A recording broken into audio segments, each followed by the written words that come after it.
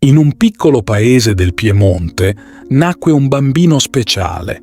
Fin dai primi momenti della sua vita si capì che qualcosa di straordinario lo circondava. La stanza si riempì di una luce meravigliosa, così intensa che sembrava provenire dal cielo stesso. Questo era solo il primo segno di un disegno divino che avrebbe accompagnato quel bambino per tutta la sua vita. Crescendo, il suo cuore cominciò a battere con un amore ardente per Gesù.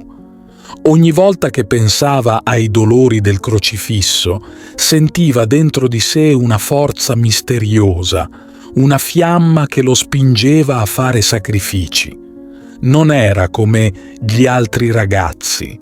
Mentre loro giocavano, lui passava ore a pregare, riflettendo sui dolori e sulle sofferenze di Gesù. Il desiderio di fare qualcosa di grande per lui cresceva ogni giorno di più. Un giorno, pieno di coraggio e spinto da un sogno di sacrificio, decise di unirsi a una flotta pronta a combattere per difendere la fede. Il suo cuore batteva forte, convinto di voler dare la vita per la sua fede, ma qualcosa dentro di lui gli diceva che il suo destino era diverso. Una notte, durante una preghiera profonda, capì che la sua battaglia non sarebbe stata combattuta con le armi. Dio lo chiamava a una missione più grande, una missione di pace e di amore. Così lasciò la via della guerra e iniziò a radunare intorno a sé un gruppo di uomini. Decisi a seguire la strada del sacrificio. Insieme formarono una comunità unica, dove la missione era quella di far conoscere al mondo i dolori di Gesù. Con una vita semplice, fatta di preghiera e disciplina, questi uomini volevano riparare ai peccati dell'umanità e mostrare l'amore infinito del crocifisso.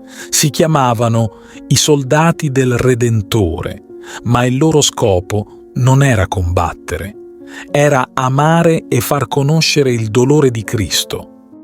Il nostro santo tornò nella sua terra e con grande coraggio rinunciò a tutto, al matrimonio, alle ricchezze, persino alla sua famiglia. La sua vita era ormai dedicata interamente a Dio.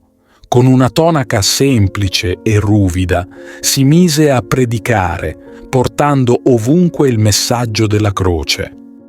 Un giorno, guidato da una visione della Vergine, si ritirò su un monte in Toscana, Monte Argentaro, dove iniziò a costruire la sua famiglia spirituale. In quel luogo di solitudine e pace fondò una nuova comunità, una comunità che viveva per ricordare al mondo le sofferenze di Gesù. Gli uomini che lo seguivano indossavano una veste nera, decorata con un segno che ricordava la passione di Cristo. Con loro, il nostro santo scrisse le regole della comunità, aggiungendo un voto speciale, quello di dedicarsi totalmente a diffondere il ricordo del sacrificio di Gesù. Ogni giorno, grazie a questo gruppo, tanti uomini e donne si fermavano a meditare sul dolore di Gesù e molti di loro, colpiti da quel messaggio, trovavano la forza di pentirsi e tornare a una vita piena di amore e fede. Il cuore del nostro santo era talmente infiammato d'amore per Dio che il suo corpo stesso lo mostrava. Spesso la sua veste si bruciava, tanto era il calore della sua passione interiore. Quando celebrava la messa, non poteva trattenere le lacrime e talvolta, mentre pregava, il suo corpo si sollevava da terra, circondato da una luce splendente. Era un segno che il cielo era sempre con lui, in ogni momento. Le sue preghiere erano così profonde che spesso riceveva visioni e rivelazioni.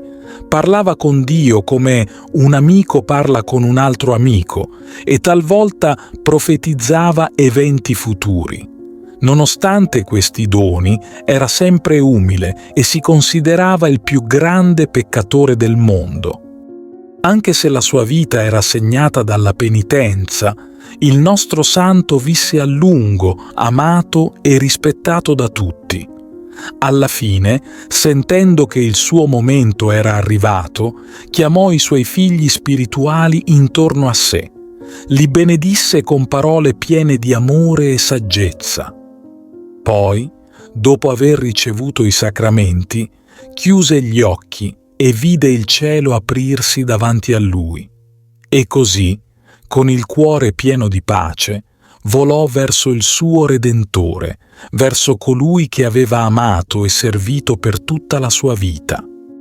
Il suo ricordo vive ancora oggi, un esempio di amore, sacrificio e profonda fede. Un'anima che ha dedicato tutto se stesso per far conoscere al mondo la bellezza della croce e l'infinito amore di Dio. Ti invito calorosamente a iscriverti al nostro canale per darci supporto e permetterci di continuare a creare nuovi video che condividono storie ed esperienze ispiratrici. La tua iscrizione è un prezioso sostegno che ci motiva a condividere più contenuti di valore e a diffondere messaggi di speranza, fede e crescita personale. Grazie di cuore.